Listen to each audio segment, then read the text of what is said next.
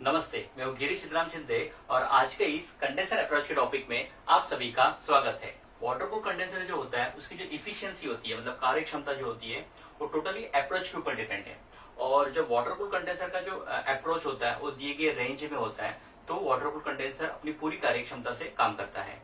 लेकिन जब कंडेंसर की जो अप्रोच टेम्परेचर होता है वो रेंज के बाहर निकल जाता है, तब मशीन में कुछ गड़बड़ हो सकती है या फिर कंडेंसर में कुछ गड़बड़ हो सकती है, और तब जाके आपको कंडेंसर को मेंटेन करना पड़ता है या उसको मेंटेनेंस की जरूरत पड़ती है। जैसे क्लीनिंग वगैरह हो गया या डिस्केलिंग हो गया, उसकी जरूरत पड़ती है।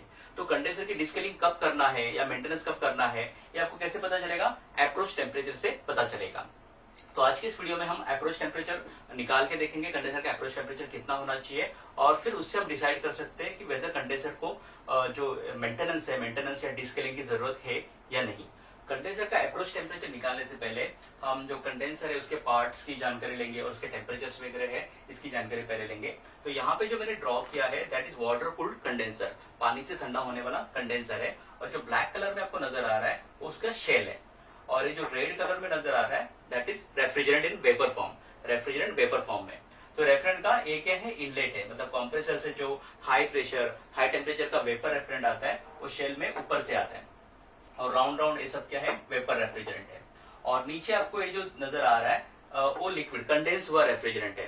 कंडेंसर में आने के बाद में जो रेफ्रिजरेंट है वेपर वो लिक्विड हो जाते हैं, कंडेंस हो जाते हैं, और कंडेंस होने के बाद में वो नीचे जमा हो जाते हैं।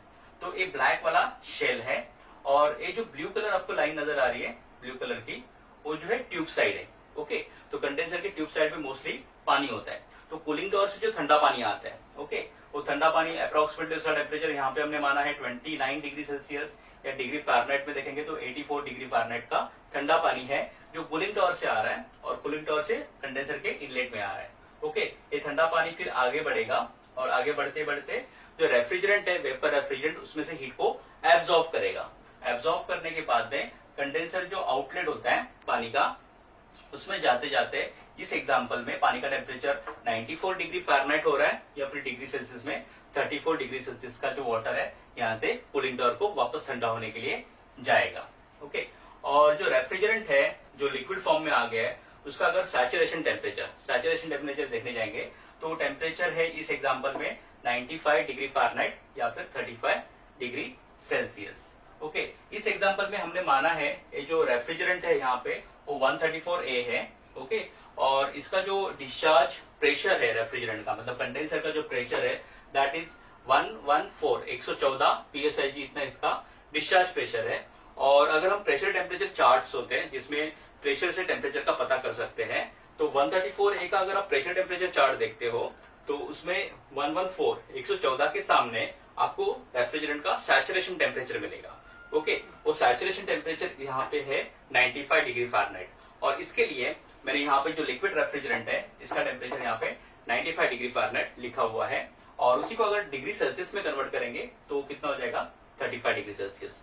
तो जो अप्रोच हम निकालेंगे, तो अप्रोच निकालने के लिए हम लोग को इस टेम्परेचर की जरूरत पड़ेगी, और इसके लिए मैंने आपको जो वाटर इनलेट हो रहा है उसका टेम्परेचर आपको मेंशन किया, या फिर जो वाटर यहाँ से बाहर निकल रहा है कंडेंसर से जो गर्म पानी बाहर निकलता है कूलिंग टॉवर की ओर, उसका टेम्परेचर मैंने यहाँ पे आपको मेंशन किया है, बताया। और सैचुरेशन टेम्परेचर ऑफ रेफ्रिजरेंट भी कैसे निकालते हैं ये भी आपको यहाँ पे बताया। अब ये डेटा यूज करके हम कंडेंसर का अप्रोच जो है उसे फाइंड आउट कर सकते हैं। अभी जो कंडेंसर अप्रोच है उसको निकालने से पहले हम कंडेंसर अप्रोच की जो कंसेप्ट है इसको समझने के लिए एक एग्जाम्पल लेंगे। मान लो हम एक एग्जाम के लिए अपेयर कर रहे हैं या फिर एक परीक्षा में बैठ रहे हैं, और परीक्षा जो है 100 मार्क की है। ओके, अब ये थियरी पेपर है, और हम जब 100 मार्क का पेपर लिखते हैं या कोई स्टूडेंट से जो 100 मार्क के पेपर्स को अपेयर कर रहे हैं, परीक्षा दे रहे हैं, तो थियरी पेपर में 100 में से 100 मार्क्स नहीं मिलते, लेकिन वो कोशिश कर रहा है 100 मार्क्स के लिए। तो किसी स्टूडेंट को 100 में से 90 मार्क्स मिल रहे हैं, 90 मार्क्स मिल रहे हैं, तो वो 100 के करीब आ गया। उसका अप्रोच करना था 100 तक, लेकिन वो उसको 90 मार्क्स मिल गए। तो ये यहाँ पे उसके डिफरेंस जो है वो 10 का हो गया। ओके, फिर किसी को समझो 80 मार्क मिल गए 100 में से, तो यहाँ पे जो डिफरेंस है 100 का और 80 का, 20 का डिफरेंस हो गया, मतलब उसका अप्रोच थोड़ा सा हट गया, दूर हो गया। 90 वाला 100 से ज्यादा करीब है, उसमें सिर्फ 10 का डिफरेंस हो गया। जिसको 80 मार्क मिले उसका और 100 में का 20 का डिफरेंस हो गया। ओके, तो यहाँ पे अप्रोच हो गया 20 का। और किसी को समझो 70 मार्क मिल गए, तो ये 100 से और दूर हो गया, मतलब उसको पहुंचना था 100 तक, लेकिन सभी लोग 100 तक पहुंच नहीं सके। किसी को 90 मार्क्स मिले, किसी को 80 मार्क्स मिले, किसी को 70 मार्क्स मिले। अब हम क्या कहेंगे, जिसको 90 मार्क्स मिले उसकी इफिशियंसी ज्यादा है, क्योंकि 100 मार्क तक जाना था लेकिन वो 90 मार्क तक गया। इसका मतलब उसने ज्यादा अच्छी तरीके से पढ़ाई की है, उस सब्जेक्ट को ज्यादा अच्छी तरीके से जाना है, तो उसकी इफिशियंसी जो है 90% है। जिसको 80 मार्क मिले तो वो उसकी इफिशियंसी 80% हो गई, क्योंकि वो 100 के करीब जाना चाहता था लेकिन थोड़ा सा गैप रह गया, अप्रोच हो नहीं पाया। और जिसको 70 मार्क्स मिले उसकी इफिशियंसी एज कम्पेयर टू 90 और 80 थोड़ी सी कम है। तो जैसे यहाँ पे हम लोग ने एक बेंचमार्क रखा था कि 100 तक जाना है लेकिन 100 तक जा नहीं सके, तो जो जितना जा सका आगे उतनी उसकी इफिशियंसी ज्यादा है। कंडेंसर के लिए भी ऐसे ही होता है, कंडेंसर की इफिशियंसी भी कुछ इसी तरीके से निकाली जाती है। कंडेंसर का जो रेफ्रिजरेंट है उसका सैचुरेशन टेम्परेचर निकाला जाता है। कैसे निकाला जाता है मैंने बताया था। यहाँ पे जो रेफ्रिजरेंट है वो रेफ्रिजरेंट देखो, इस एग्जांपल में हमने 134A का एग्जांपल लिया है, तो 134A रेफ्रिजरेंट हो गया। इसका हमें सैचुरेशन टेम्परेचर निकालना होता है। जो रेफ्रिजरेंट है उसका जो सैचुरेशन टेम्परेचर है वो हमें फाइंड आउट करना होता है। और सैचुरेशन लिक्विड रेफ्रिजरेंट कैसे फाइंड आउट कर सकते हैं उसका टेम्परेचर, आपको प्रेशर टेम्परेचर चार्ट में जाना होगा। कंडेंसर का डिस्चार्ज प्रेशर हमें गेज पे दिखाया जाता है, तो वो नोट डाउन करना है। इस एग्जांपल में मैंने माना है कि जो डिस्चार्ज प्रेशर है दैट इज 114 pSig है, और जो प्रेशर टेम्परेचर चार्ट्स होते हैं उसमें हमें क्या करना है, 114 के सामने टेम्परेचर क्या है उसको फाइंड आउट करना है। तो मुझे यहाँ पर सैचुरेशन टेम्परेचर मिला 95 डिग्री फ़ारेनहाइट। ओके, तो कंडेंसर में जो रेफ्रिजरेंट है उसका जो सैचुरेशन टेम्परेचर है दैट इज 95 डिग्री फ़ारेनहाइट। अब जो वाटर आएगा कूलिंग टॉवर से, जो ठंडा पानी आएगा, ओके, वो ठंडा पानी क्या कर रहा है, कंडेंसर की गर्मी को निकालने का काम कर रहा है। थ्योरेटिकली जो भी पानी कूलिंग टॉवर से आ रहा है, ठंडा पानी, वो उसका जो टेम्परेचर है वो कितना होना चाहिए, 95 डिग्री फ़ारेनहाइट। ठंडा पानी आ रहा है 84 डिग्री फ़ारेनहाइट का। ओके, जब वो पास होगा और पास होकर कंडेंसर से बाहर निकलेगा, तो थ्योरेटिकली अगर उसे पूरी हीट निकालनी है तो उसका टेम्परेचर भी कितना होना चाहिए, 95 डिग्री फ़ारेनहाइट। लेकिन प्रैक्टिकली ऐसा होता नहीं है। जो भी पानी कंडेंसर में आता है कूलिंग टॉवर का, जो ठंडा पानी है जो भी कंडेंसर में आता है उसका टेम्परेचर रेफ्रिजरेंट के सैचुरेशन टेम्परेचर इतना नहीं हो पाता, तो उसमें फर्क आता है। तो रेफ्रिजरेंट का जो सैचुरेशन टेम्परेचर है, लिक्विड रेफ्रिजरेंट का जो सैचुरेशन टेम्परेचर है, और कंडेंसर आउटलेट का जो पानी का टेम्परेचर है, उसमें जो फर्क होता है उस फर्क को हम कंडेंसर अप्रोच कहते हैं। जितना कम फर्क होगा, समझो 95 का यहाँ पे सैचुरेशन टेम्परेचर है और पानी 84 का आया और बाहर निकलते वक्त में वो 95 का होके सॉरी बाहर निकला, 84 का आया और रेफ्रिजरेंट का जो टेम्परेचर वो 95 है और वाटर टेम्परेचर भी अगर 95 है तो दोनों सेम हो गए। ओके, तो अब डिफरेंस यहाँ पे बिल्कुल भी नहीं है, तो कंडेंसर जो है बहुत इफिशियंट है, 100% इफिशियंट है। ओके, तो इस तरीके से ये जो डिफरेंस होता है कंडेंसर का जो लिक्विड रेफ्रिजरेंट है उसका टेम्परेचर और कंडेंसर के आउटलेट में से जो पानी बाहर निकलता है उसका टेम्परेचर, उसके डिफरेंस को हम क्या कहते हैं, कंडेंसर अप्रोच। तो यहाँ पे फॉर्मूला ऑलरेडी मैंने लिखा है, condenser approach is equal to temperature of liquid saturated liquid refrigerant. यहाँ पे सैचुरेटेड लिक्विड रेफ्रिजरेंट का टेम्परेचर है 95 degree Fahrenheit. Okay, minus leaving condenser water temperature, condenser से जो पानी बाहर निकलता है लिविंग वाटर टेम्परेचर वो है 94 डिग्री फ़ारेनहाइट। अब दोनों का जो डिफरेंस है वो डिफरेंस हम लोग यहाँ पे देखेंगे, 95 minus 94 that is equal to 1 degree Fahrenheit. Okay, तो यहाँ पे जो डिफरेंस है वो 1 डिग्री फ़ारेनहाइट आया। अब कंडेंसर अप्रोच कितना होना चाहिए, कंडेंसर अप्रोच जो है ना वो 0 से लेके 3 डिग्री फ़ारेनहाइट के बीच में होना चाहिए। अगर वो 0 से लेके 3 डिग्री फ़ारेनहाइट के बीच में होता है तो कंडेंसर जो है वो इफिशिएंटली काम कर रहा है।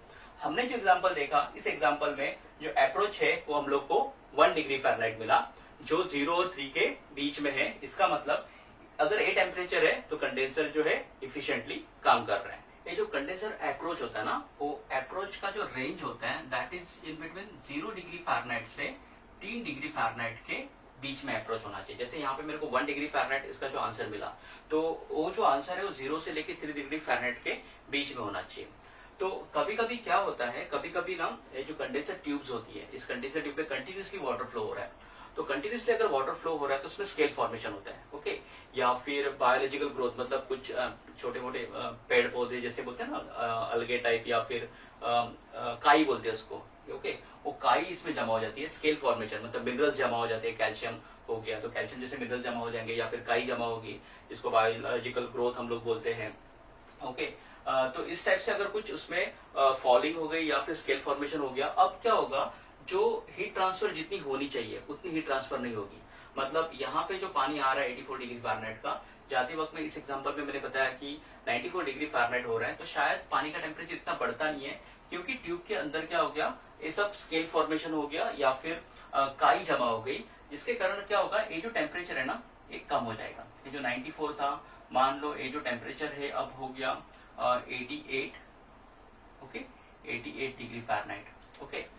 क्यों ऐसा हुआ, क्योंकि ट्यूब के अंदर एक परत जमा हो गई स्केल की, मिनरल्स की, या फिर जो काई होती है उस काई इसमें जमा हो गई, और जिसके कारण क्या हो गया, ये जो ट्यूब है, ये ट्यूब प्रॉपरली गर्मी को खींच नहीं रही है, तो पानी जो आते वक्त में टेम्परेचर 84 का आया, और बाहर जाते जाते में इसका जो टेम्परेचर, लिविंग वाटर टेम्परेचर जो है वो 88 डिग्री फ़ारेनहाइट हो गया। अब अगर हम लोग कैलकुलेट करें फिर से, तो यहाँ पे आपको नंबर क्या मिलेगा, यहाँ पे हम लोग अप्रोच कैलकुलेट करके देखेंगे, तो जो रेफ्रिजरेंट है उसका टेम्परेचर 95 डिग्री फ़ारेनहाइट है, और अभी जो लिविंग वाटर टेम्परेचर है दैट इज 88, ओके।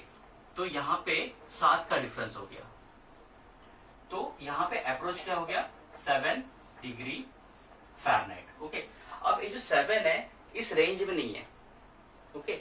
तो अगर आपको अप्रोच इस रेंज से ऐसे बाहर जाते हुए दिखाई दिया, तो आप समझ सकते हैं कि इसमें फर्स्ट प्रॉब्लम क्या होगा, स्केल फॉर्मेशन होगा, या फिर और कुछ चीजें जो है, काई जैसी चीजें ट्यूब के अंदर आ गई है। अब आपको डिसीजन लेना होगा, आपको इसके शेल के जो कवर्स खोल के चेक करना होगा कि ट्यूब के अंदर कहीं स्केल फॉर्मेशन तो नहीं है, या फिर काई वगैरह जैसे जो ग्रोथ होती है वो तो नहीं हो गई है, और उससे आपको डिसीजन लेना होगा इसका डिस्केलिंग करना है या नहीं करना है। अभी ये जो हम लोग ने कंडेंसर अप्रोच निकाला वो डिग्री फ़ारेनहाइट में निकाला, तो अभी मैं डिग्री सेल्सियस में आपको सेम अप्रोच निकाल के दिखाता हूँ। टेम्परेचर जो फॉर्मूला होगा वो सेम होगा, खाली टेम्परेचर यहाँ पे चेंज होगा। तो सेम यहाँ पे formula, temperature of liquid refrigerant, जो सैचुरेशन टेम्परेचर है लिक्विड रेफ्रिजरेंट का, वो हमें लेना होगा, that is in degree Celsius 35 degree Celsius, okay. तो यहाँ पे 35 डिग्री सेल्सियस रेफ्रिजरेंट का सैचुरेशन टेम्परेचर है, और कंडेंसर का जो लिविंग वाटर टेम्परेचर है उसका टेम्परेचर डिग्री सेल्सियस में 34 डिग्री सेल्सियस है। तो इनका जो डिफरेंस हो गया वो हो गया 1 डिग्री सेल्सियस। तो इसका जो अप्रोच है हम कहेंगे 1 डिग्री सेल्सियस है। अब उसकी रेंज जो होती है 0 डिग्री सेल्सियस से लेके 1.5 डिग्री सेल्सियस तक क्या होना चाहिए, इस रेंज में होना चाहिए अप्रोच, ओके। अगर आप डिग्री सेल्सियस में रीडिंग लेते हो तो 0 डिग्री सेल्सियस और 1.5 डिग्री सेल्सियस के बीच में कंडेंसर का अप्रोच होना चाहिए। तो हमें यहाँ पे 1 डिग्री सेल्सियस मिला, इसका मतलब ये कंडेंसर एफिशिएंटली काम कर रहा है। अगर ये जो है अप्रोच इससे ज्यादा मिला, 1.5 से मतलब आपको 2 मिला, 3 मिला, 4 मिला, तो फिर जैसे मैंने बताया कि इसमें मिनरल्स हो सकते हैं कंडेंसर ट्यूब के अंदर, या फिर जो कंटामिनेशन उसमें हो सकता है, ओके। ऑर्गेनिक कंपाउंड जिसको बोलते हैं, झाड़ के पत्ते वगैरह उसमें चले जाते हैं और वो सड़ जाते हैं, फिर उसका जो होता है रेसिड्यूअल वो उसमें जमा हो जाता है, या फिर माइक्रोलॉजिकल ग्रोथ जैसे मैंने बताया कि काई वगैरह जमा हो सकती है, और जिसके कारण जो है हीट ट्रांसफर जो है प्रॉपरली होती नहीं है, और पानी ठीक से हीट अप होके यहाँ से बाहर नहीं निकलता, तो उसको क्लीनिंग की जरूरत पड़ती है। तो इस तरीके से अप्रोच को निकाल के हम डिसीजन ले सकते हैं कि अप्रोच सही है कि नहीं है। अगर अप्रोच इस रेंज से बाहर चला गया तो कंडेंसर को मेंटेनेंस की जरूरत पड़ती है। Thank you for watching this video. अगर आपको वीडियो अच्छा लगा तो वीडियो को लाइक और शेयर कीजिए, और ऐसे और वीडियो देखने के लिए मेरे चैनल को सब्सक्राइब कीजिए। हम जल्द मिलेंगे एक नई वीडियो के साथ में, तब तक के लिए गुड बाय।